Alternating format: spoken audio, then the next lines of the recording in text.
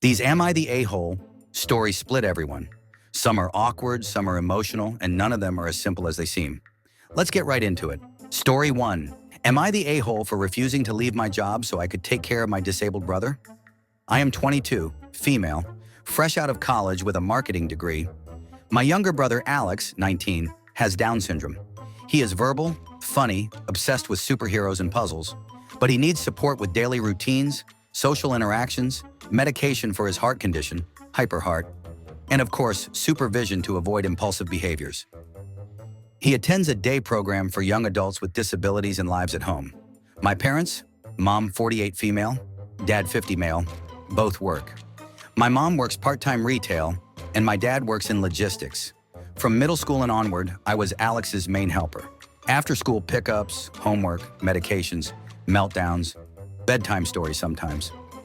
My older sister, 25, moved out early and was rarely asked to help him. She is busy with her career. I skipped clubs, parties, even fraternities because Alex trusts you most. He calms down faster with you, according to my parents. I still graduated on time and landed my dream entry-level job at a high-end tech firm. It starts next month, pays $65,000 a year, and has great benefits. My parents congratulated me at first, then Alex's day program cut hours due to funding issues. There are no spots in alternatives for a long time, and private aides cost $35 or more per hour. They claim they cannot afford it, even though they 100% can. At a family lunch last week, they cornered me. Alex's program is ending soon, and they told me they need me to quit my job and stay home to watch him during the day because I am the only one he truly listens to. They said it is just temporary family duty and that I need to take care of my brother. I was shocked. This job is my foot in the door. Deferring means losing it, restarting applications, maybe relocating. I waited years for this independence. I took care of my brother for a long time, and this job meant everything to me. It meant living my life again. They brushed it off and said jobs come and go. Alex did not choose this. They said I have always been amazing with him and that they cannot risk a stranger messing up his routine. Then I asked why my sister could not help or why they could not adjust shifts or use savings. My mom teared up and said she has her own life now, that they have given up so much, and that it is my turn to step up for my brother. But I was already taking care of him fully. I told them no. I already signed the offer, bought work clothes, and planned my commute. I said this is my future and I do not want to miss it. My dad got mad and said, "So you are picking a paycheck over your disabled brother's well-being? What kind of sister are you?" That night, after things got intense, I packed my things and moved in with a friend. My parents told the family that I am ditching Alex for some fancy job. Relatives are calling me selfish and saying a few months will not ruin my career, but a lack of care could devastate him. I genuinely love my brother. He has disabilities, but he is the kindest brother anyone could wish for. I really care about him, but I feel like I did everything in my power to be there for him. Please be honest. Am I the a-hole? Story 2. Am I the a-hole for being upset that my friend surprised me for my birthday with brunch, but then charged me for it later? Backstory. For my birthday, my 2 closest friends surprised me with brunch. I was dropped off at the restaurant with no idea what was happening, and they were there waiting. We did a brunch special with food and unlimited mimosas.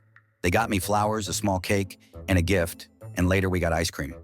One friend paid the bill at the restaurant. 2 weeks later, she charged me for the meal without saying anything beforehand. That is what bothered me.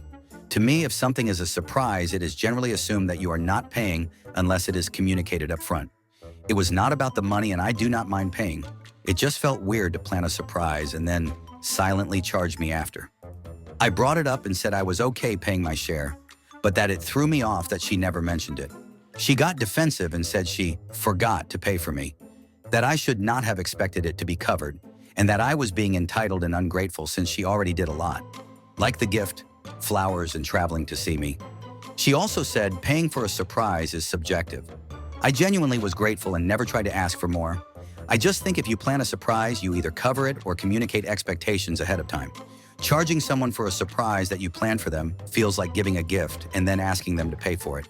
It felt like she wanted the credit for doing something for me, but was not willing to fully take care of what she planned. To me, that feels kind of off-putting and not genuine. We talked it out, but she does not see my side at all and says some people she asked agree with her. Is there a perspective I am not seeing, or did she probably lie about what went down? I think her wanting me to pay in the first place was already weird, But what makes me even more confused is that when we talked it out, she does not think she was wrong, which is mind-blowing to me.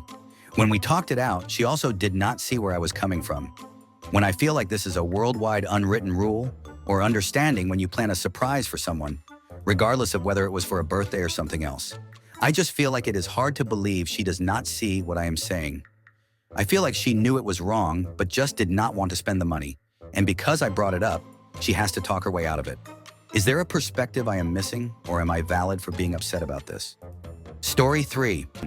Am I the a-hole for disinviting a friend to my birthday after she showed me the food she was bringing? Hi guys, I'm using a throwaway for this one. So basically, I, 17 female, am having my 18th at my house. It's just a dinner with my closest friends.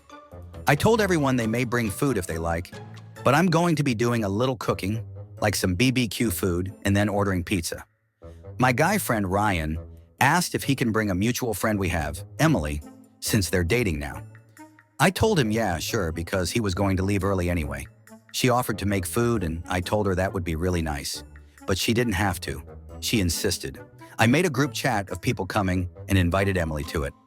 I sent a message talking about when to come and to wear whatever. An important thing in the message was about allergies. I have a friend coming with a really serious nut allergy. I've never seen them have a reaction, but I've been told it gets pretty bad. I wrote in the message to triple check your food doesn't have nuts and to be aware of cross-contaminating. Everyone read the message. Some replied. Emily did a thumbs up on the message. Last night, me and Emily were talking, and she mentioned the food she made. I told her to show me a picture, and it was a cake. The cake looked like something my mom had made before, and it contained nuts. I asked if it had nuts, and she said yes, but not a lot, and my friend could just not eat the cake. I told her I'd rather she just didn't bring it. She then got mad and said she'd gone through the trouble of making the cake, so she's bringing it or she isn't coming. I told her then she's not coming because I was clear about my friend's allergy, and even cross-contaminating was asked to be checked. So why would I allow her to bring a whole cake? She said it was disrespectful to disinvite her and that she's Ryan's girlfriend. If he's going, she's going. I told her no, it's my party, and I didn't want her there anymore because she was acting like a child. She stopped texting me, but then I got a call from Ryan saying I was being a massive dick and she spent ages on the cake. I said I don't care if it took her 2 whole weeks to make the goddamn cake. I was specific from the beginning on what you could bring and couldn't. The only thing you couldn't bring was something with nuts. The parts where I'm talking to these two is where I may be the a-hole. I asked if she's incompetent of reading and comprehension and if she really doesn't know any other cake recipe. He said I was being a bitch and hung up on me. Ryan is telling everyone him and Emily are not attending because I called them names and rejected Emily's cake. A lot of friends, mostly ones not coming to the party, are saying it was slack to let her make something and then uninvite her because of what she made, and she put effort into that cake for my birthday. There's only 3 people saying I'm not an a-hole, and one of them is my friend with the nut allergy. My party is tomorrow, and I kind of want perspective on this before then. Am I the a-hole? Edit. The cake is something like a spongy cake, but it's not an actual birthday cake with frosting. I really don't know how to explain it, but it's seen as more of a treat cake where I live, if that makes any sense at all. Second edit, 3 things. I'm a girl, guys, LOL. The friend with the allergy is a guy. Also, the comments calling my post fake are boring ATP. I'm not responding to heaps of comments because there's more than 1,000 of them. And lastly, I did thank her before she made the cake. When she told me she was going to bring one, I said it was really sweet and thanked her for bringing a cake / thinking to make one for me. I'm responding to some comments, but obviously I didn't expect this post to blow up like it did, so it might take me a while. I'm trying to read as much as I can. Third, guys, please look up allergies that can be airborne before you comment. It's not propaganda or being sensitive. I'm not gonna debate whether my friend's allergies are really that serious. The point of the post was asking if I was TA for what I called her and disinviting her, if you read the title. I wasn't asking for your opinion or medical advice regarding the allergy. Seriously, guys, Google is extremely free and easy to use. Also, tie for all the B-Day wishes. Story 4. Am I the a-hole for asking my best friend why she's excluding me? I, 29 female, have been best friends with Jenna, 29 female, since college. We have been inseparable for 11 years. We talk every day, spend every weekend together, go on trips, the whole deal. She is basically my soulmate, platonically, obviously. About 6 months ago, Jenna started dating this guy, Mark, 32 male. I was happy for her at first. I really was. But then she started canceling our plans to hang out so she could be with him. I totally understood at the beginning. New relationship energy and all that. I never complained once. But it has been getting worse. She has canceled on me 6 times in the last 2 months. Always last minute. Always for Mark. I finally told her, very calmly, that I felt like she was prioritizing him over our friendship and that it hurt my feelings. She apologized and said she would make more effort. Things were better for about 2 weeks. Then last month, I saw on Instagram that Jenna went to a wine tasting event downtown. This was the same weekend she told me she was too busy to come to my place for our pre-planned dinner and needed to cancel. I did not want to be accusatory, so I just texted her, "Hey, saw you were at that wine thing? Hope it was fun. Would have loved to come if I had known about it." She left me on read for 3 days. Then she finally responded with, "It was a last-minute thing with Mark's coworkers." Okay, fine. I dropped it. I did not want to seem clingy. But then, 2 weeks ago, I found out through another friend that Jenna is having a birthday party next month, and I have not been invited. I texted Jenna asking about it, still very calm and not accusatory, and she called me and said it was going to be a small thing, just Mark's friends and a few people from work. I was so confused. I have been to every single one of her birthday parties for 11 years. I asked her directly, "Are you mad at me? Did I do something wrong? Because I feel like you have been icing me out, and I do not understand why." She got really quiet and then said, "I think we need some space. You are being really intense lately, and it is making me uncomfortable." I was floored. Intense? For asking why my best friend of over a decade is suddenly treating me like a stranger? I told her I thought that was really unfair, and that I deserved an actual explanation. She said she did not want to have this conversation, and that she needed time to think. That was 12 days ago, and she still has not reached out. I am heartbroken. I have literally done nothing wrong. I have been patient, I have been understanding, and I have tried to communicate my feelings like an adult, and she is acting like I am the problem.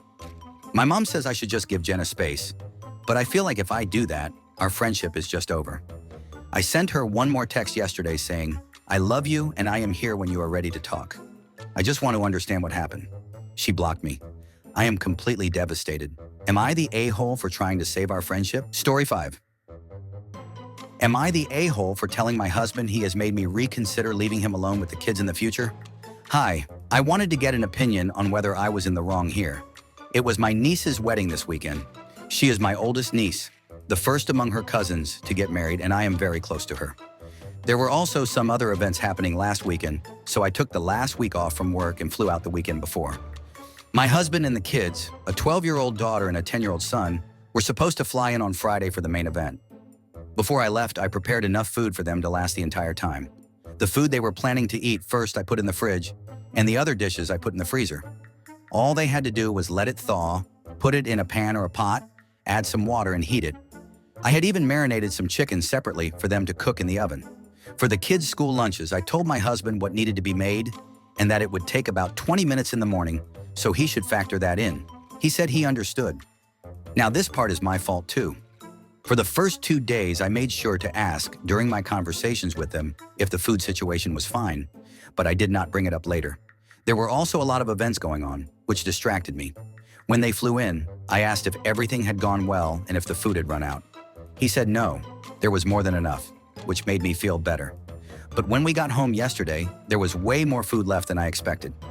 I brought it up and found out that even thawing and heating the food was too much after the initial refrigerated dishes, so they defaulted to eating out. He had also been giving the kids lunch money instead of homemade lunches. I was really annoyed. I told him I was disappointed in him and that I would now have to think twice before ever leaving him alone with the kids again. He got heated too and said I was not giving him credit for taking care of the kids. He said they were happy with what he was doing, and that should be enough, that the kids were safe and sound, and there had been no emergencies. He said it was messed up for me to say I did not trust him with the kids. We were curt with each other this morning. Am I the a-hole? Edit. I just want to add that we had discussed what I should leave for them before I started cooking. I asked the kids what they wanted and discussed it with him. He asked me to make his favorite meal, which was the one they ate first. Also, yes, I do work. I am a dentist and have my own practice. Editing again. A lot of people are saying there was no need for me to do the food preparation. I hear that. I am not saying it is the best way, it is just the structure we have. It is what the kids are used to, so I did not want that disrupted. Normally, I pick up the kids on my way back from the clinic and make them lunch. 3 times a week, I also go to a dental center in the evenings. So before I leave, I normally have dinner set up and snacks made for them for the evening. When I get back, they are usually full, and I can finish making dinner. They are used to homemade food. And yes, I should have started teaching the kids how to cook too. They are busy with studying, extracurriculars, and friends, so I have avoided pushing this onto them. But gradual responsibility is a good idea. Story 6. Am I the a-hole for telling my daughter's dad she is not going to his wedding because of the way I found out about it? I, 26 female, broke up with my ex, who is my daughter's dad, 25 male, 3 years ago. We were together for 5 years and had our daughter, 6 female, after 2 years together. We have good co-parenting and do not really talk about anything outside of our child. He has been dating his fiancée, 25 female, for almost 3 years. He did not tell me about dating her. I found out through our 3-year-old, by the way. Things changed when the fiancé announced their engagement. I only knew because I saw it on her social media. She and I have been friends on social media for over 10 years, but my ex and I are not friends online. Right before this, he told me that he could not financially support his daughter for a while. He pays child support, but we have never gone to court. He said it was because he was moving into a new job field. I said that was great and fine.